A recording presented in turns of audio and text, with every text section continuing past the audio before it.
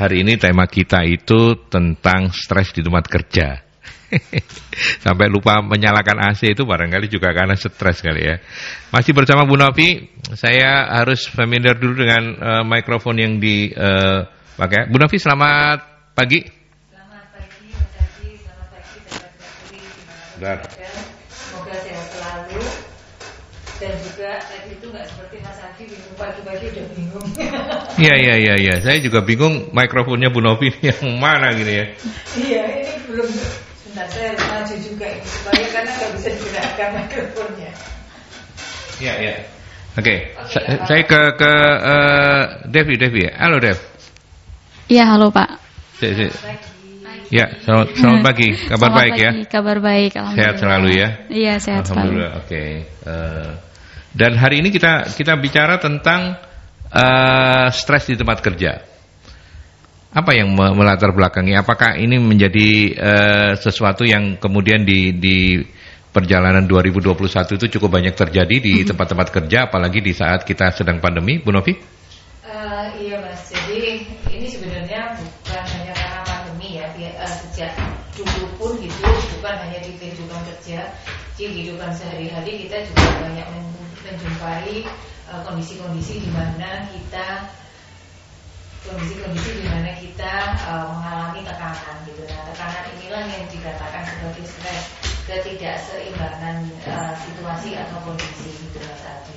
Nah, kenapa kita pagi ini kok membahas stres di tempat kerja? Karena tuntutan pekerjaan, apalagi setelah pandemi itu mau nggak mau banyak hal yang harus disesuaikan, banyak hal yang kemudian kita harus memenuhi tuntutan baru, harus beradaptasi, sehingga kemudian mau nggak mau situasi yang tidak biasa inilah yang dapat menyebabkan kondisi-kondisi yang tidak normal. Ya, oke. Normal, tidak seperti biasanya, sehingga kalau orang mengalami situasi yang tidak normal, mereka harus banyak melakukan adaptasi, mau nggak mau akibatnya kalau jangka panjang maka akan bisa menimbulkan stres berkepanjangan. Dan karena setelah situasi baru ini makin banyak hal-hal yang memang harus kita benahi di perusahaan, di manajemen manapun lah, kita menemui banyak hal yang memang kemudian harus diadaptasi, harus disesuaikan.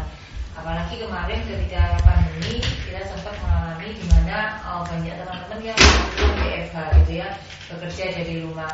Nah, karena bekerja dari rumah ini ternyata kalau dulu beberapa orang kepinginnya bisa kerja dari rumah gitu kan, ternyata setelah kita bekerja dari rumah itu tidak kondisinya itu ternyata tidak sebahagia apa yang mereka bayangkan sebelumnya gitu. Jadi kerja dari rumah itu ternyata konsekuensinya juga akhirnya banyak hal yang kemudian malah nggak berhenti gitu kan. Nah, Bu Novi, mungkin saya mohon maaf untuk mikrofonnya ini kurang bisa terdengar dengan baik ya. Saya mohon maaf untuk mungkin bisa Mbak Devi geser, Bu Novi geser, ngapunten ya. Ini ya. Nah, oke, sahabat Merkuri, ada sedikit perubahan memang. Jadi setiap kali perubahan selalu butuh adaptasi ya. Bukan hanya stres di tempat kerja, tapi ini bikin stres narasumber juga boleh lah. Nah, itu dia. Sebentar, saya ke Devi. Dev, apa kabar Dev? Kabar baik Pak. Oh kan, udah jalan ya. Oke. Sekarang saya ke Bu Novi. Silakan lanjut Bu Novi. Itu mikrofonnya mencong. Nah, mencong ya. Oke, baik. Ini adaptasi juga gitu ya. Jadi Iya. Mau nggak mau tadi ketika ini masih belum jalan ini ya sudahlah, pokoknya tetap ngomong. Iya. Tapi terdengar kan tadi ya? Terdengar meskipun mungkin suaranya kayak sayup-sayup gitu. Oh gitu. Iya, baik. Jadi ini saya sendiri mendengarnya jadi lebih jelas juga. Gitu. Jadi mungkin saya resumekan kenapa tadi kita membahas stres di tempat kerja ya, karena dalam situasi kerja bukan hanya pada saat sekarang gitu ya, banyak sekali hal-hal yang memang harus diadaptasi. Dan karena pandemi kemarin juga pasti di perusahaan-perusahaan manapun itu mengalami banyak perubahan itu yang masih bertahan itu kemudian ketika berjalan pasti akan banyak berubah gitu ya. Banyak hal-hal baru yang harus di-create, banyak hal-hal baru yang kemudian harus dijalankan. Nah, situasi-situasi baru ini kan membuat orang-orang yang dulu terbiasa dengan bekerja dengan cara-cara lama, jadi harus extra effort gitu. Nah, kalau kemudian tekanan yang dipersepsikannya ini lebih besar daripada kemampuan dia menyelesaikan, maka ini yang kemudian menjadi stres. Apalagi kayak kemarin ada teman-teman yang WFH.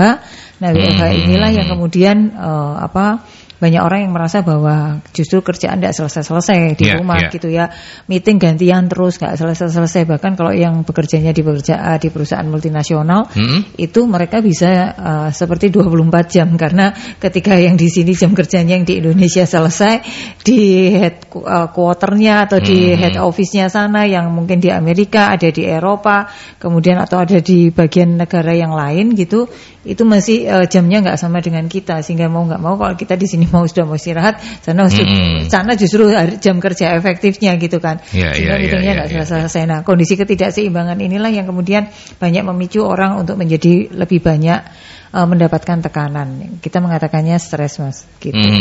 Oke, baik.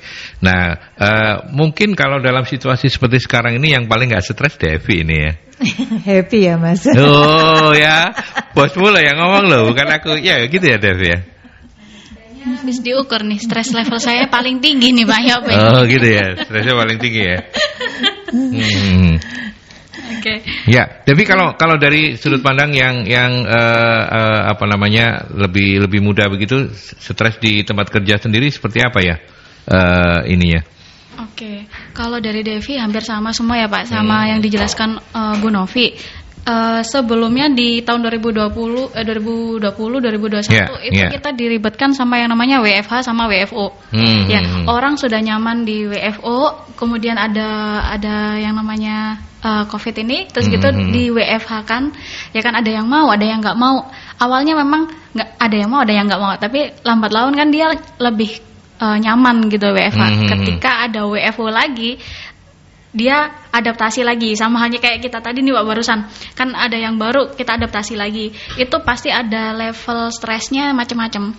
Ada yang lebih nyaman di rumah, terus gitu masuk di WFO WFO dia stres levelnya waduh, kemarin-kemarin sudah comfort zone di tempat kerjanya di rumah, terus gitu balik lagi ke kantor, ketemu orang lain lagi, adaptasi lagi, meskipun orang yang sama, tapi dia pasti ada perubahan entah itu yang tadinya dekat sama si A terus gitu dekat sama si B, itu jadi stres sendiri. Terus gitu ada tekanan lagi dari due date atau timeline pekerjaan, itu juga akan nambah stres levelnya dia, yaitu tergantung lagi sih nanti dia penanganannya seperti apa. Itu sih kalau dari Devi. Semua kondisi pasti ada stres levelnya masing-masing. Kira-kira orang-orang yang selalu kelihatan ceria, entah itu pura-pura atau apa, itu memang orang-orang yang tidak mudah stres atau seperti apa pengalaman Anda? Kan basicnya psikologi ya.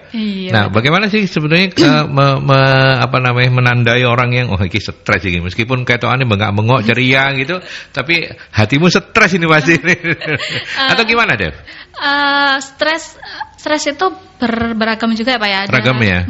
Beragam ya. Ada beragam juga cara orang untuk nanganin stres itu sendiri. Ada orang yang dia stres levelnya tinggi, terus gitu cara istilahnya nutupin itu dengan keceriaan lagi. Dengan dia banyak senyum, dengan dia banyak nyapa, terus gitu. Oh gitu ya, bisa kayak gitu ya. Orang lain. Kadang orang kan punya stres yang contoh kesepian. Dan dia nggak mau orang lain ngerasain kesepian. Bisa jadi dia selalu nemenin teman-temannya. Bisa jadi seperti itu. Jadi tidak selalu bahwa orang yang stres itu kelihatan murung, pendiam, menyendiri gitu, nggak selalu kayak begitu ya? Beda-beda Pak. Kalau Devi stres kayak gimana? Kalau Devi, waduh tergantung ini kali ya, tergantung. Apa yang paling membuat Anda stres? Kalau suami terus pulang gitu? Aduh, pulang terus itu Pak, pulang. Oh pulang terus, oh iya masih baru soalnya.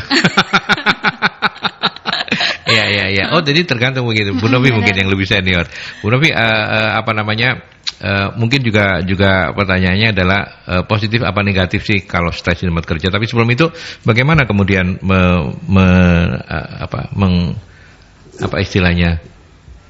mengidentifikasi gitu aja susah banget. Mengidentifikasi orang yang lagi stres tuh, karena Devi membuka kan saya bukan orang psikologi ya. Jadi ternyata ada ya cara orang untuk orang stres itu terus dengan menghibur orang lain gitu loh. Iya. Atau gimana Bu Novi?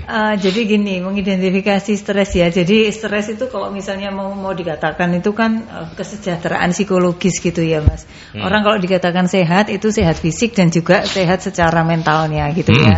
Nah mentalnya di bahasanya ya psikologis tadi lah, kesejahteraan psikologisnya seperti itu. Nah kita mengidentifikasi stres itu sebenarnya ada beberapa hal yang yang membuat stres gitu ya. Jadi yang membuat orang menjadi sesuatu itu menjadi stres atau tidak, karena sebenarnya stresor bagi masing-masing orang itu sangat berbeda gitu. Jadi ada yang karena hal-hal yang sifatnya sepele juga sudah bisa stres, tetapi ketika kemampuan dia untuk menerima dirinya lebih besar, kemampuan kepercayaan dirinya untuk kemudian bisa menyelesaikan masalah seperti itu, kemampuan dia untuk berinteraksi dengan lingkungannya itu bagus seperti itu, ketangguhan mentalnya itu lebih baik. Itu biasanya orang akan lebih baik dalam mengatasi stresnya gitu ya. Jadi tekanan itu bukan dianggap sebagai tekanan yang kemudian bisa menghancurkan dia atau menghanyutkan dia, tetapi tekanan dalam batas tertentu itu justru bisa memicu sesuatu yang sifatnya positif kayak gitu.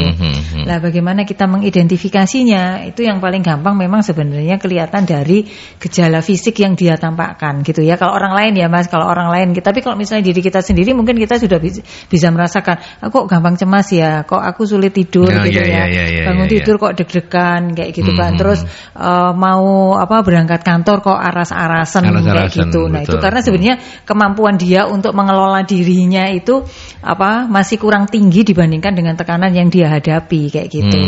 Nah, mau nggak mau seperti itu. Jadi itu kalau misalnya kita sendiri kita merasakan kayak gitu, kok gampang cemas ya gitu ya, mau tampil gitu misalnya seringkali grogi, nanti ketemu siapa lagi klien gitu, waduh ini nanti mesti tanya apa lagi, suruh presentasi terus tekanan lagi. Nah, itu yang kita bisa merasakan. Jadi perasaan-perasaan tidak nyaman itu kita sendiri kalau kita mau mengidentifikasi apa kita ini sebenarnya sedang stres atau enggak. Nah, kalau orang lain yang ngelihatnya juga adalah misalnya ya dari gejala-gejala fisiknya dia lah gitu. Yang paling gampang karena tadi ada kondisi ketidakstabilan pada diri dia, maka biasanya kan secara pikiran itu karena mempengaruhi pikirannya ya Mas ya. Karena mempengaruhi pikirannya sehingga kemudian ke perilakunya, ke kesehariannya, apa yang dia lakukan terhadap orang lain itu menjadi juga sangat berbeda gitu ya. Jadi misalnya yang paling gampang ya mukanya kelihatan kusut, banyak diem gitu ya. Yang paling gampang itu kalau misalnya kalau tadi mungkin ada juga orang-orang yang bisa berusaha menutupi, itu artinya dia sadar tetapi dia kemudian masih denial terhadap stresnya. Artinya dia belum menerima bahwa ini adalah kondisi yang memang saya alami, tidak nyaman, tapi kemudian saya harus mengatasinya kayak gitu. Nah, itu tadi, jadi misalnya kondisinya seperti itu. Terus atau misalnya ketika bicara itu bolak-balik itu dia itu pegang kepalanya. Kapan hari saya ketemu orang rambutnya diorak-arik gitu ya. Jadi orak-arik itu maksudnya bicara itu rambutnya belakang garuk-garuk kayak gitu deh. Terlalu berlebihan gitu loh ekspresinya kayak gitu. Ekspresinya nggak wajar lah, orang biasa bicara secara biasa itu nggak akan seperti itu. Terus tengah-tengah bicara itu aduh tangan saya. Saya tanya kenapa?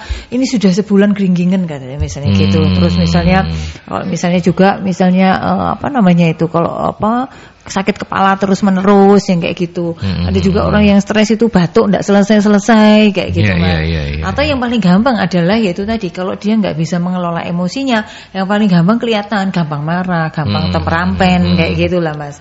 Gampangnya sensitif gitu ya, temperamen ya, menjadi lebih temperamen. Nah, kalau yang kayak Kevin gini, nah itu orang yang biasanya kalau misalnya stres dia berusaha tidak menunjukkan gitu. Nah, orang yang seperti ini biasanya ini bahaya gitu, karena sebenarnya dia menumpuk-numpuk masalah yang tidak diselesaikan. Biasanya begitu. Gitu. Jadi ya harusnya dia berusaha mencari penyelesaian dengan itu tadi.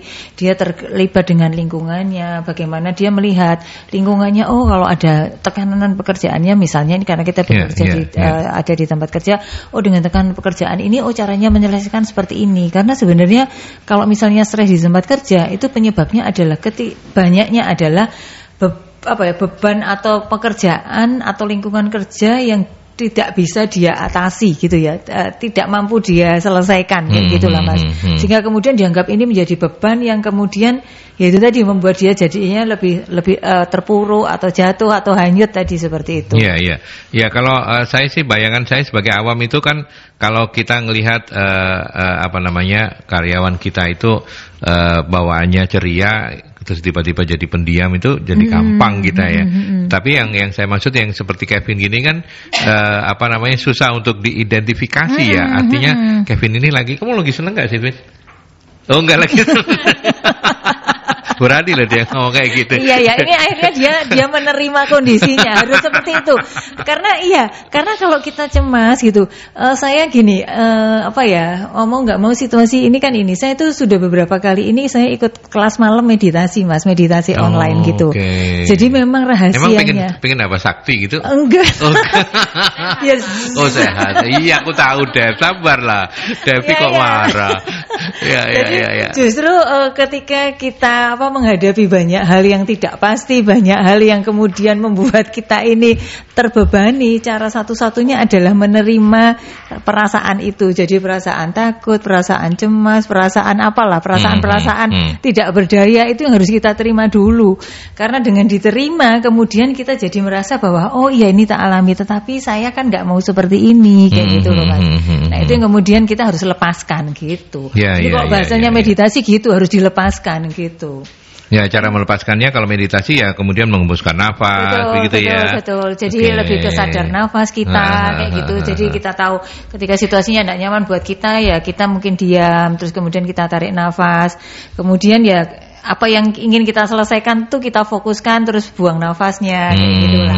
Kayak gitu. Jadi itu pun harus berlatih. Betul. Gitu ya Mas kayak gitu. Enggak semudah membalik telapak tangan dan bahasanya bukan menghembuskan nafas ya. Kalau menghembuskan nafas bisa yang terakhir repot gitu ya. Stres hilang tapi yang lain-lain juga hilang gitu ya. Ya yang betul adalah mengeluarkan nafas lah ya. Iya. Oke, tapi menarik pembicaraan kita pagi hari ini. Nanti saya mengundang sahabat-sahabat Merkuri untuk juga sharing. Silakan 0315620096 bisa Anda gunakan atau juga melalui WhatsApp ya di 08173000096. Kita ke iklan dulu ya, Bu Novi. Silakan Mas Devi, kita ke iklan dulu.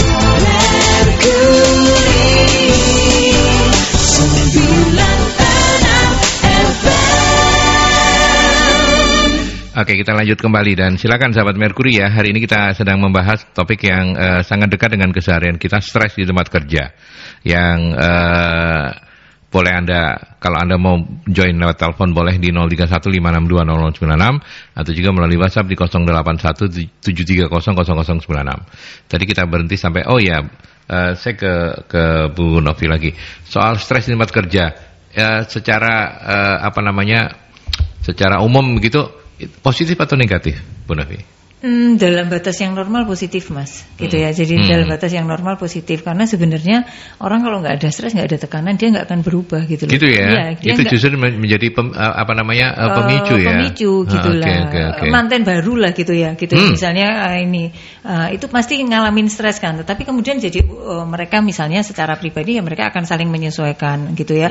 Terus kemudian mungkin juga bagi masing-masing kalau masing-masing juga bekerja akan menjadi terpacu untuk karena mereka punya sesuatu yang baru menjadi target bersama kan. Pasti bekerjanya akan lebih optimal gitu ya. Artinya optimal itu artinya akan lebih serius gitu ya. Karena mereka punya cita-cita yang ingin dicapai kayak gitu kan. Nah, di tempat kerja juga seperti itu. Kalau misalnya kita bekerja nggak ada target, nggak ada tujuan gitu kan. Nah, pasti ya satu organisasi atau perusahaan juga pasti nggak akan dapatkan hasil apa-apa dan kedua orang ini juga nggak akan berkembang karena orang ada di dalam posisi yang tidak memungkinkan dia untuk expand kemampuannya padahal kita tuh dikasih kemampuan yang luar biasa sama yang maha kuasa untuk kemudian kita bisa gunakan sebaik mungkin gitu. Jadi kalau misalnya itu tadi ketika ada sesuatu yang dianggap sesuatu yang dianggap besar itu mestinya kita terima dulu gitu loh. Jadi diterima dulu artinya itu kita jangan deny begini. Jangan kemudian menyalahkan memang orangnya cerewet, memang ini enggak benar, sistemnya enggak ada, misalnya seperti itu. Tetapi lebih kita mengatakan bahwa oke, ini sesuatu yang memang harus saya selesaikan gitu. Karena sebenarnya kalau kita bicara stres itu nanti kaitannya ada dengan ketangguhan mental gitu ya Mas. Ketangguhan mental itu sebenarnya juga mencakup beberapa aspek. Salah satu aspeknya adalah penguasaan diri gitu. Jadi kemampuan kita untuk menyikapi apa yang kita hadapi itu dengan sikap tenang, dengan sikap yang positif, sehingga kemudian akan membantu kita untuk berkonsentrasi menyelesaikannya. Kemudian kita punya rasa percaya diri, kita bisa kita bisa melibatkan orang lain atau lingkungan yang ada di sekitar kita untuk kemudian ikut menyelesaikan. Ikut menyelesaikan itu artinya bukan ngerepoti mereka ya, tetapi dalam batas-batas di mana kita tahu ada orang lain atau sebagai support system kita yang bisa membantu kita untuk menyelesaikan pekerjaan itu. Akhirnya memang membuat kita ini jadi berkembang gitu loh, karena orang kalau nggak ada tantangan ya, saya katakan sebenarnya sebagai tantangan, kalau nggak ada tantangan mau nggak mau ya dia akan begitu-begitu saja. Akan sangat berbeda orang yang kemudian dia hidup dalam tekanan. Hidup dalam tekanan artinya bukan tertekan terus ya, tetapi dia punya hal-hal yang kemudian dia harus achieve lebih dari apa yang dia miliki. Nah itu pasti akan hasilnya dengan orang yang sama saja, tidak punya target, tidak pernah ditarget dengan orang yang sama, dalam beberapa tahun pasti akan sangat berbeda hasilnya begitu. Ya. Dan ternyata memang setiap orang itu ini ya, Dev ya, punya batas-batas untuk tingkat stres yang tidak sama begitu ya. Betul ya? Betul. Iya. Dan bersyukurlah kalau, tapi apakah itu kemudian bisa dilatihkan begitu ya? Artinya orang yang mudah stres itu dengan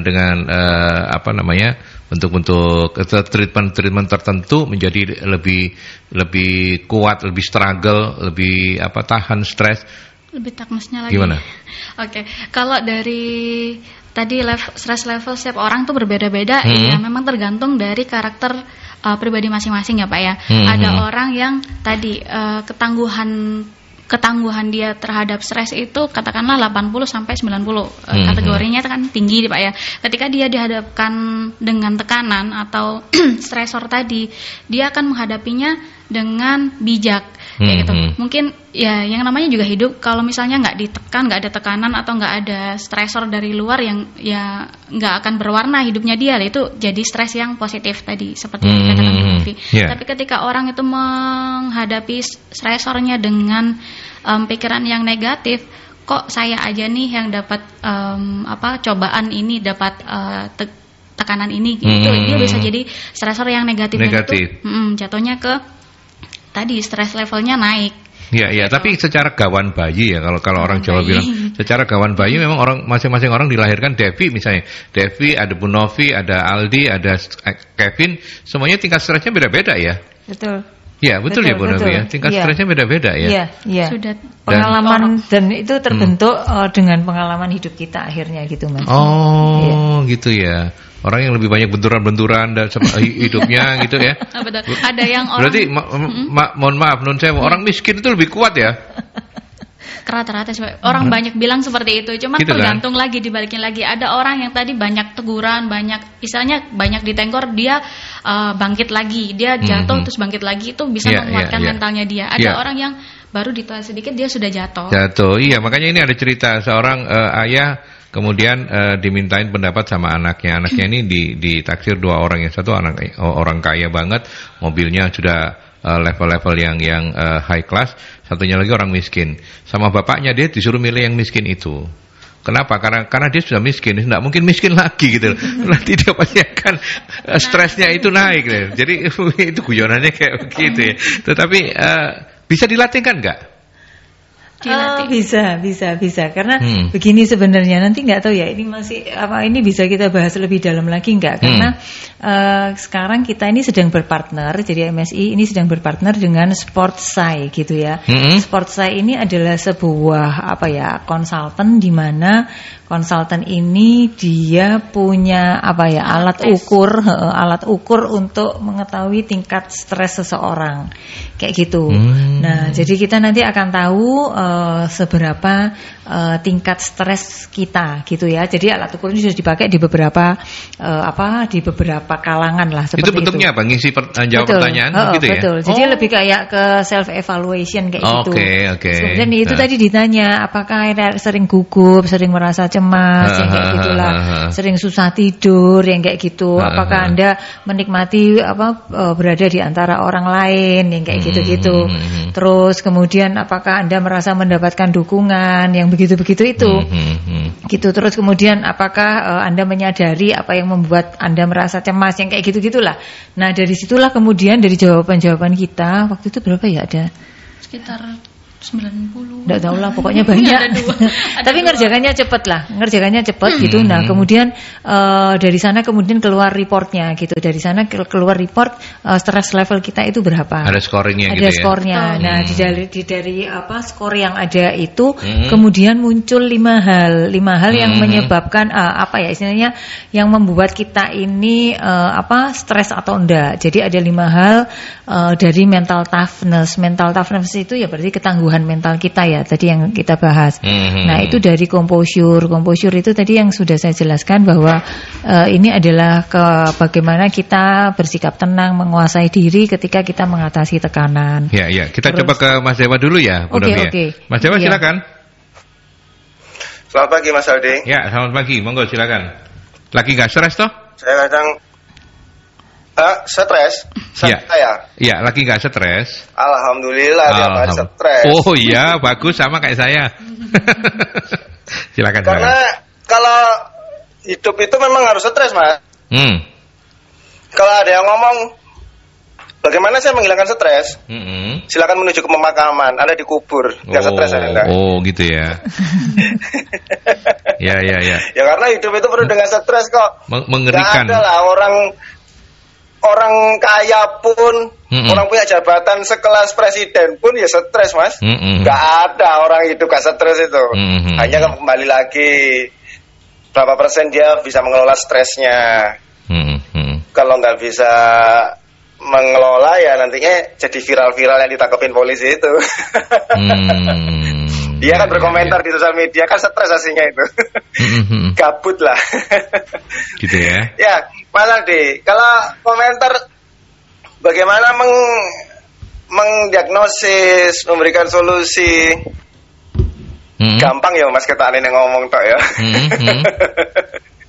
Sing lakoni itu lho sing kadang sing susah. Gitu ya. Kita ini sebagai komentator tuh enak aja nih Mas.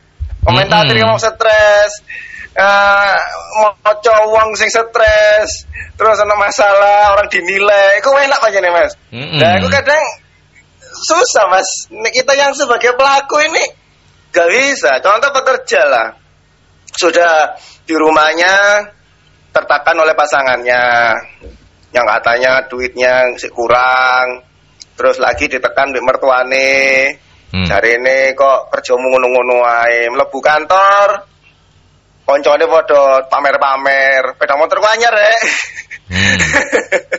Wah, udah ketemu di ARD, ketemu bose. Kinerja kamu kok turun ya? Cari nih, aduh, ya aku repe apa yang ini terus. Stres lah bener iku.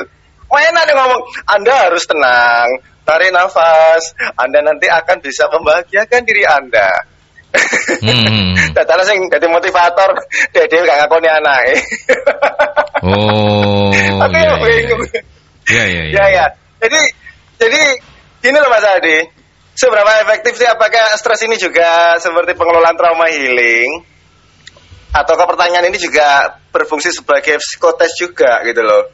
Nah, terus seberapa efektif sih? Ya kalau memang kita ngomong pasti sukses, berhasil pasti berhasil. Tapi saya ingin tanyakan lebih detail lagi yang terakhir. Seberapa kegagalan itu harus disebutin. Jadi orang itu juga siap. Oh iya rek, aku gak bisa ngelola lagi rek. Oh iya rek, dalam healing ini aku harus berusaha lagi. Ya, kegagalannya berapa persen? Itu harus jujur. Gak boleh lah orang ngomong kecap nomor 1 terus. Pasti kan ada, oh iya produk kami bagus, Tetapi kembali lagi, personnya juga harus berusaha untuk berubah.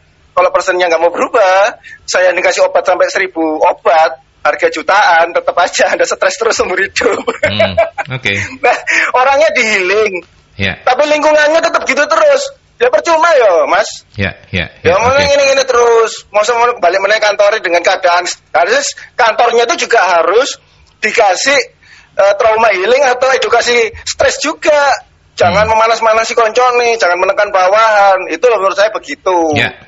Terima kasih Merkuri, sukses Mas Aldi, selamat pagi, salam sehat. Salam sehat luar biasa Mas Dewa.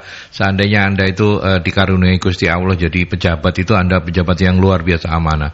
Luar biasa betul ya, artinya memikirkan kalau stres itu kantornya harus bagus, lingkungannya juga ini, orangnya harus berubah, yang kasih healing itu yang instrukturnya itu juga jangan menggampangkan gitu kan, terus nggak ngakoni anaknya, harus banyak lah pokoknya. Bu Novi apa komentarnya?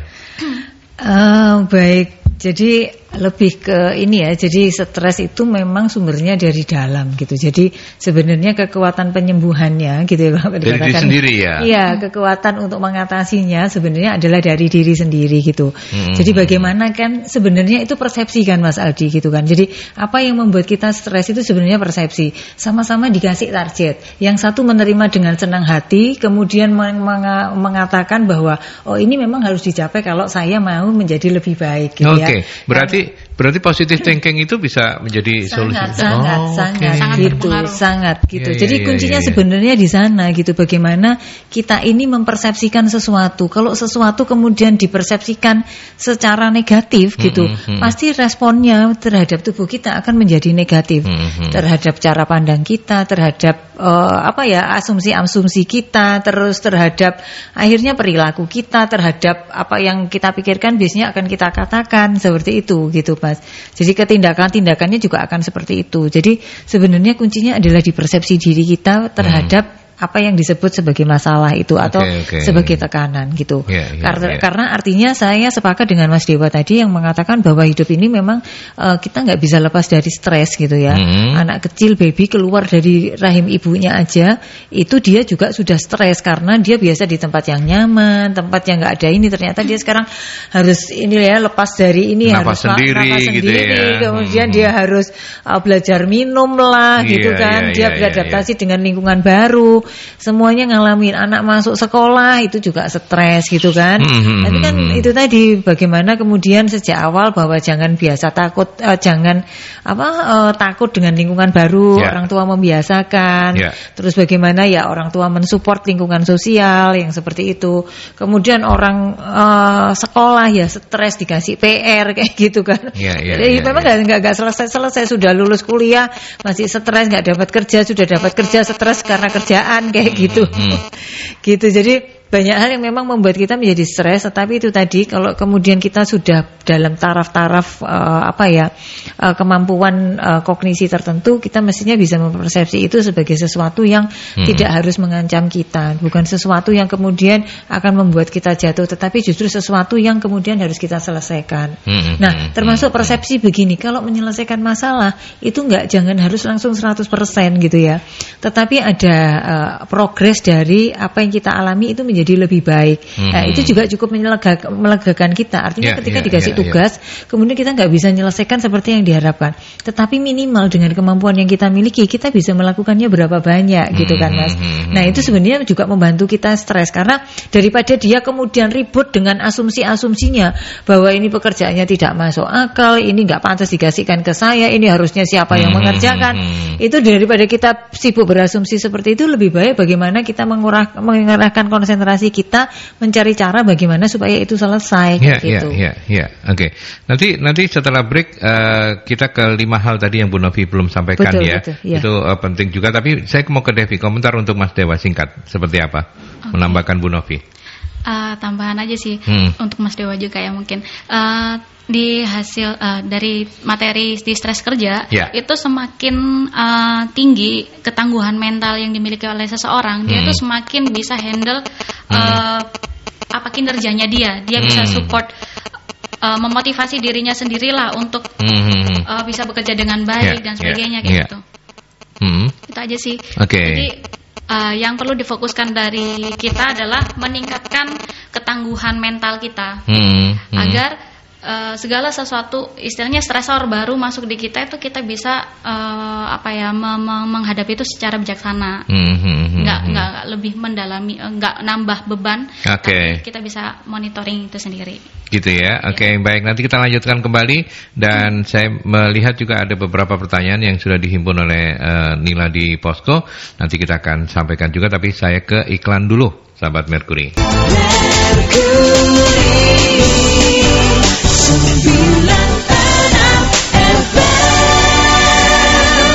Oke, sebelum ke sahabat-sahabat Merkuri, saya ke Bu Novi untuk menuntaskan tadi 5 hal ya soal bagaimana alat ukur yang tadi sempat dipamerkan itu. Oh, dipamerkan. Iya, dipamerkan sekilas saja gitu kan, belum sempat mendatangkan yang bersangkutan gitu ya. Iya, betul. Gimana Bu? Akhirnya ditemukan 5 hal begitu kalau saya nggak salah tadi. 5 hal. Jadi mental toughness itu ada 5 aspek yang mempengaruhi gitu kan. Nah, kemarin waktu timnya MSI di assess oleh mereka itu kemudian dirangkum kan rata-rata tingkat stresnya kita berapa. Nah, dari sana itu kemudian bisa diidentifikasi satu tingkat confidence kita.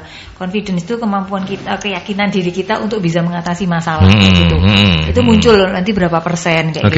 Nah, terus capability, kemampuan kita untuk menyelesaikan masalahnya kayak gitu. Lalu yang ketiga itu composure atau ketenangan kita untuk menyelesaikan masalah, keyakinan kita untuk menyelesaikannya. Itu kelihatan berapa persennya. Terus kemudian juga konsentrasi. Jadi seberapa kita bisa berkonsentrasi terhadap apa yang kita akan cari solusinya. Kemudian juga cohesion. Cohesion itu adalah lebih ke dukungan atau support kepada dari kita dan untuk lingkungan kita. Jadi lingkungan sosial kayak support system kayak gitulah. Bagaimana kita bisa melibatkan support system kita untuk kemudian membantu menyelesaikan masalah. Nah, itu kelihatan dari sana gitu Mas. Dari 5 itu berapa persen. Nah, terus kemudian setelah itu ada satu lagi gandengannya itu bahwa istilahnya recovery terhadap stres gitu. Jadi tingkat recovery kita. Seberapa kita ini kemudian punya kemampuan untuk bisa menyelesaikannya. Jadi kelihatan di sana. Nah, saya sendiri belum terlalu mendalami karena nanti kemarin baru kita tes, terus kemudian kita baru akan debrief sama ini Sportsai untuk kemudian kita dijelaskan cara membacanya atau memahaminya seperti itu. Tapi ada yang kemarin sebenarnya agak unik adalah, dan saya belum nemu jawabannya, justru teman-teman yang merasa tidak ada apa-apa, semuanya bisa itunya tinggi, ternyata itu justru stress levelnya yang tinggi Mas. Oh gitu. Gitu. Jadi tadi yang jawabannya pertanyaan pertama Mas Aldi ke Devi gitu. Jadi dia nggak ngerasa apa-apa, tapi kok justru sebenarnya stress levelnya tinggi. Tapi so far itu sepanjang itu positif nggak masalah gitu kan ya? Sebenarnya secara positif tidak masalah. Tidak masalah gitu karena ya. Karena sebenarnya itu tadi artinya nanti kalau kita bicara bagaimana sih supaya kemudian kita bisa mengatasi stres kita, tadi itu meningkatkan confidence 5C-nya tadi. Meningkatkan 5 aspek C tadi supaya kemudian kemampuan kita mengatasi masalah menjadi lebih kuat kayak gitu. Ya, oke, baik. Kita ke Dina. Apa yang harus dilakukan kalau ada karyawan stres masalah rumah tapi dibawa ke tempat kerja? Banyak nih perempuan, bukan cuma perempuan ya, laki-laki juga. Sama perempuan sama aja. Sama aja. Oh, Devi mau jawab. Rupanya Devi dendam sama laki-laki, Devi. Enggak. Tapi gimana? Memang banyak kan ya kayak begini ya. Terus gimana ini solusinya, Dev? Dari pengalaman ya Pak ya, memang nggak hanya perempuan aja yang sering bawa stresnya ke tempat kerja, tapi laki-laki juga banyak ya. Oke. Dan itu berpengaruh sekali sama kinerja. Tadi sempat disinggung di depan juga, semakin kita memikirkan sesuatu, entah itu masalah di rumah ataupun di keluarga kita, terus kebawa sampai tempat kerja, itu pasti sangat berpengaruh sama kinerja. Karena apa? Ketika dia mikirin masalahnya dia tanpa sadar ngerjain kerjaannya itu kayak ngeblank gitu loh Pak. Ngeblank, terus itu hasilnya juga nggak maksimal. Itu terjadi sama karyawan di perusahaan saya yang lama. Itu sebenarnya dia aktif secara vokal juga dia aktif, kemudian secara pekerjaan di lapangan juga dia aktif. Ketika ada suatu masalah, satu periode di rumahnya ada masalah, kemudian keluarganya juga ada trouble sedikit, di tempat kerja dia jadi ngerasa ibaratnya insecure dengan perkembangan orang baru ini kok pinter-pinter ya, terus gitu dia lebih aktif, cara presentasinya lebih bagus dan sebagainya, dia akhirnya ngedown sendiri.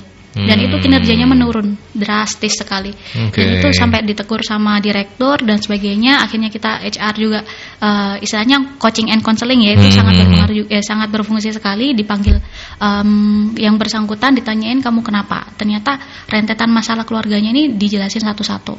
Ya kita memang secara orang luar ya, orang luar enak-enak aja ngasih kamu tenang, ambil nafas dan sebagainya. Tapi kita kembalikan lagi ke yang bersangkutan. Kamu harus ngadapinya seperti apa ketika dihadapin seperti ini. Kamu pikirin itu hal tersebut itu secara tenang dulu.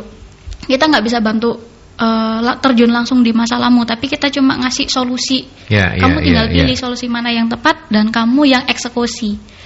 Ketika kamu bisa eksekusi, itu adalah keberhasilan kamu untuk ngadepin stres. Kalau kamu sudah bisa handle stresmu, kinerjamu lancar, kemudian masalahmu satu persatu bakal selesai. Ya, ini yang mungkin tadi sempat diingatkan oleh Mas Dewa begitu ya, bahwa ternyata memang kunci dari segala persoalan terkait dengan mengatasi stres itu adalah pada dirinya sendiri begitu ya. Artinya konselor itu pun juga nggak ada satupun di dunia ini yang bisa membuat orang stres nggak stres kalau yang bersangkutan nggak kepingin mengatasi stresnya begitu ya. Betul. Oke, nah ini terus kemudian Ibu Vira ini, kalau saya merasa tidak stres, tapi saat ada di tempat kerja badan tidak enak semua, apa ini disebut tanda-tanda stres tempat kerja? Ya mungkin, gimana Bu Novi? Apa memang seperti itu ya? Merasa tidak stres, nah saya nggak tahu ini apakah hanya di kantor aja badannya tidak enak, gitu ya. Mungkin bisa jadi mengalami stres gitu ya, tetapi lepas dari misalnya itu memang stres di tempat kerja ya, Bu Vira ini harus segera mencari akar masalahnya gitu. Iya. Apa yang membuat dia merasa seperti itu gitu. Kalau saya sih gampang ya, kalau merasa nggak enak ya dilepeh aja Bu. bahasa awamnya seperti itu Pak, benar. Gak enak lepeh toh, ya apa gak enak kok dikunyah. Iya, jadi sebenarnya ya dicari dulu akar, maksudnya apa yang membuat dia merasa seperti itu kan, kayak gitu. Jadi badan ndak enak itu jangan-jangan ya karena dia sendiri juga merasa bahwa waduh aku ndak seneng sama apa yang tak kerjakan gitulah, atau ya tadi itu denial dengan apa yang harus diselesaikan kayak gitu. Dia merasa bahwa saya nggak ngerti persepsinya ya, mungkin persepsi terhadap pekerjaan yang tidak benar. Karena persepsi itu sangat mempengaruhi Mas gitu. Jadi persepsi yang benar terhadap sebuah masalah itu sangat penting gitu. Ya, jadi termasuk ini ya, termasuk Mas Bayu ini, karena waktu kita juga makin mepet, Mas Bayu target yang banyak dari atasan itu jadi salah satu sumber stres saya gitu. Apa yang harus dilakukan? Apa yang bisa dilakukan? Jadi kalau target yang banyak itu coba di list dulu Mas Bayu gitu ya. Jadi targetnya coba misalnya di list dulu. Nah, kemudian dari sana kan terpetakan gitu, mana pekerjaan yang sebenarnya menjadi dasar dari semua itu, sehingga kalau ini tercapai maka yang rentetannya ini bisa selesai juga gitu loh. Maksudnya itu bisa dijalankan bersamaan sehingga akhirnya selesainya bisa bersamaan kayak gitu. Nah, sebenarnya itu yang ini apa yang harus kita lihat gitu. Mungkin coba duduk tenang dulu, list duduk tenang ini penting ya Mas. Jadi maksudnya karena benar-benar kita benar-benar sedang mengidentifikasi sebenarnya apa yang membuat kita merasa tidak nyaman, apa yang membuat kita merasa tertekan gitu. Karena memang orang itu stresnya beda-beda. Stresnya tadi itu ada macam-macam kayak gitu. Nah, setelah kita ngelis memetakan masalahnya, kemudian cari akarnya yang mana gitu. Nah, dari yang itu kemudian tetapkan prioritas mana yang harus dicapai gitu. Kalau misalnya ini saya ngasih bocoran aja, kalau misalnya kita bekerja itu ada KPI-nya. Dari KPI itu mana yang bobot prosentasenya besar, itu artinya kan yang sangat oleh perusahaan diakui sangat tinggi nilainya gitu ya, value-nya atau impact-nya seperti itu. Nah, itu yang harus diselesaikan dulu gitu. Jadi jangan kemudian menyelesaikannya dari ngambil pekerjaan yang kecil-kecil dulu, karena pekerjaan yang kecil-kecil dulu kok diselesaikan itu ndak impact besar terhadap sebenarnya tanggung jawab utama yang memang harus dia selesaikan, yang dianggap tadi beban kerja dari atasan kayak gitu. Kayak gitu. Coba jadi mungkin dicari dulu gitu. Dan mana yang impactnya cukup besar, mana yang kemudian itu akan sangat dihargai gitu oleh ini. Karena setelah kita diterima, setelah pekerjaan itu selesai, kemudian kita diterima bahwa pekerjaan kita dianggap sudah achieve paling enggak 50%, maka yang kecil-kecil yang lainnya yang dianggap tadi tambahan itu tidak akan jadi beban, Mas. Karena kemudian apa yang tadi yang berat itu sudah selesai dan sudah terbukti, dan kemudian sudah ada pengakuan bahwa dia bisa menyelesaikan itu gitu. Oke. Gitu. Devi, tambahannya Dev. Untuk yang apa nih Pak semua? Untuk yang semuanya deh dirangkum karena kita sudah ini, termasuk juga kalau misalnya target itu menjadi salah satu sumber stres, apa solusinya? Terus kemudian ya badan yang nggak enak tadi itu apa gitu. Gimana Dep? Kalau target ya Pak, karena memang setiap pekerjaan selalu ada target, tidak akan pernah lepas dari target. Betul. Balik lagi untuk toughness-nya atau ketahanan mentalnya ya kita biasakan. Kehidupan dalam bekerja itu tidak lepas dari target. Kita harus bisa menerima. Satu, terus gitu yang kedua, kita juga harus mempersiapkan planning apa aja nih untuk mencapai target tersebut. Di breakdown. Tadi kalau misalnya banyak target yang sudah disampaikan oleh atasan, di list, dicatat 1, 2, 3, 4, 5, dan itu ada yang paling urgent nggak kerjaannya. Itu di rate aja, di rating. Yang urgent dikerjakan lebih dulu, ada checklistnya pasti, yaitu untuk membantu kita. Agar kita juga tahu, kerjaan A, B, C, D sudah done semua. Ya gitu. Terus gitu balik lagi ke KPI, kita make surein lagi apakah kerjaan yang sudah kita list ini sesuai dengan KPI. Kalau misalnya itu ternyata tidak sesuai dengan KPI, ya kita balik lagi. Kita bekerja dengan orang lain, kita punya atasan kayak gitu kan. Atasan menilainya dari mana? Apakah dari daily job yang perintilan itu atau dari KPI-nya? Kita pastikan dua-duanya jalan. Jangan memilih salah satu. Kalau dari Devi ya, biasanya Devi dari KPI kita jalankan meskipun ada checklistnya juga. Habis itu jalanan kerjaan yang harian tadi juga dijalanin. Ya harus berbarengan sih. Memang itu susah. Di Devi akuin itu susah. Tapi kalau kita membiasakan seperti itu, kita akan lebih mudah nantinya. Memang nggak gampang ya, kita berakit-rakit ke hulu, berenang-renangnya nantian lah kayak gitu. Yang penting berakit-rakit ke hulu, berenang-renang di Kenjeran gitu ya. Jauh banget Pak. Jauh ya. Iya. Saya Pak.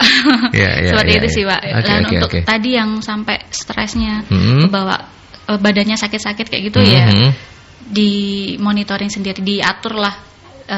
Kita kapasitas stresnya seperti apa. Kalau kita sudah ngerasa mentok dan udah kayaknya saya butuh recovery lebih cepat ya, kita sediakan 1 hari untuk kita bed rest ya, kita istirahat, kita tadi mungkin ambil cuti gitu ya misalnya. Bisa seperti itu.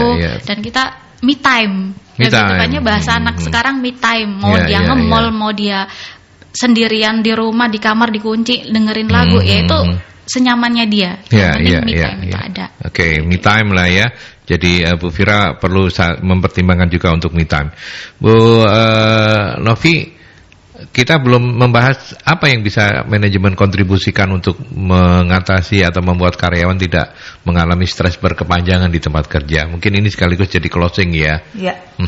Oke. Jadi sebenarnya kalau kita bicara kembali lagi ke manajemen sumber daya manusia, nah di sana itu sebenarnya frameworknya dari awal, misalnya kita menetapkan kompetensi untuk masing-masing kebutuhan jabatan gitu. Itu sebenarnya kan juga untuk memastikan bahwa orang bekerja sesuai dengan fungsinya gitu ya, sesuai dengan kemampuannya. Nah itu sebenarnya kan itu juga akhirnya kalau orang banyak mengalami ketidakmampuan menyelesaikan pekerjaan karena masalah kemampuan, maka itu aja yang bisa menimbulkan stres. Jadi menempatkan orang pada posisi-posisi yang tepat sesuai dengan kebutuhannya, kebutuhan jabatan tersebut itu penting gitu. Jadi itu mesti diatur gitu ya, dari awal orang masuk kerja sampai kemudian selama dia bekerja, kita harus memastikan itu. Kemudian terus yang berikutnya adalah yaitu tadi proses kerja yang sudah lebih jelas kayak gitu ya. Jadi proses kerja yang lebih jelas, karena dengan seperti itu maka alur kerjanya, kemudian dengan siapa saja dia harus berinteraksi, tingkat wewenang gitu ya, tingkat wewenang yang dia miliki atas pekerjaannya itu seberapa. Artinya kalau dia punya wewenang, dia bisa memutuskan masalah-masalah yang muncul di pekerjaannya di dengan caranya sendiri, tidak harus nunggu dari orang lain gitu ya, tidak harus minta persetujuan misalnya dalam batas-batas wewenangnya itu. Nah itu sebenarnya untuk membantu kita untuk menyelesaikan, karena kadang misalnya pekerjaan tidak selesai karena nunggu dari atasan, Pak belum direview, kemudian sementara yang ini sudah deadline diminta oleh klien gitu kan. Nah itu juga bisa menimbulkan stres kerja kan Mas gitu. Jadi ketidakjelasan tugas itu juga bisa menimbulkan itu. Jadi pentingnya ada job desk yang jelas gitu, selain tadi bahwa orang bekerja sesuai dengan kapasitas kemampuannya. Lalu ya itu tadi lebih kayak semacam metode-metode kayak sistem pengembangan karyawannya kayak gitu ya. Sistem pengembangan karyawan artinya orang selalu diupdate dengan tuntutan pekerjaannya kayak gitu. Nah, itu kan membuat kemampuannya dia bertambah. Artinya kemampuan dia menyelesaikan masalah yang dimana jabatannya bisa jadi makin tinggi, makin kompleks, itu juga menjadi makin besar seperti itu. Terus kemudian kalau misalnya yang secara keseluruhannya adalah bisa jadi perusahaan juga bisa beberapa tempat itu punya employee assistance program gitu ya. Jadi program bagaimana karyawan itu mendapatkan bantuan biasanya dari pihak luar gitu ya. Jadi kayak psikolog kayak gitu. Konseling gitu ya. Jadi biasanya ada seperti itu ketika orang alami masalah yang cukup besar yang misalnya dari orang HR di perusahaan nggak bisa menyelesaikannya, mereka bisa kerjasama dengan psikolog terkait untuk membantu dia menyelesaikan masalah. Nah ini difasilitasi oleh perusahaan seperti itu.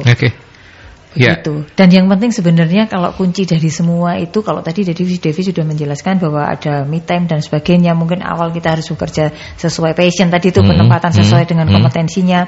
Terus orang itu juga harus melihat bahwa jadi melihat pekerjaannya itu apakah memungkinkan dia berkembang atau tidak gitu. Artinya ketika kita menerima pekerjaan dan kita melihat bahwa dengan cara seperti ini kita berkembang, kita menjadi maju, menjadi lebih baik dari yang lainnya, maka kita tidak akan mempersepsikan itu sebagai sesuatu yang menekan dan kemudian kita hindari, Mas. Justru kemampuan kita menjadi makin bertambah. Seperti itu. Dan yang penting adalah yang terakhir, kita sendiri harus punya mindset bahwa pekerjaan ini tidak bisa dipisahkan dengan kehidupan pribadi kita gitu ya. Tadi itu karena mau nggak mau ini kan akan saling mempengaruhi gitu. Kalau bahasa saya suka menyebutnya work life integration gitu. Jadi apa yang kita lakukan di pekerjaan itu sebenarnya sangat correlated dengan apa yang kita lakukan di keseharian kita, baik kita secara pribadi maupun kalau kita orang-orang yang sudah berkeluarga gitu. Artinya bagaimana kita bisa mengintegrasikan itu tadi semua sehingga apa yang ada di pekerjaan tidak kita anggap kemudian menjadi dua kutub yang berbeda. Ini gara-gara kerjaan terus kemudian ini aku nggak punya waktu untuk anak-anak, nggak bisa seperti itu gitu. Jadi kita bagaimana ngatur supaya kemudian kita sendiri itu kuncinya di manajemen waktu, Mas, kalau sudah seperti itu gitu ya. Jadi mengatur bagaimana supaya tadi apa yang ada di pekerjaan kita itu memang kayak bisa kita lepaskan dari apa yang kita hadapi di rumah. Demikian juga seperti itu ketika di rumah kita jangan kemudian deny atau kemudian bilang bahwa ini nggak ada hubungannya, kalau udah di rumah wis nggak ngurusi kerjaan. Nggak bisa, karena ada beberapa pekerjaan yang memang harus dipikirkannya secara bersamaan supaya kemudian itu tadi besok datang sudah dengan solusi. Paling nggak kita ada sesuatu yang kita masih ingat, kita catat bahwa ini harus diselesaikan kayak gitu. Oke.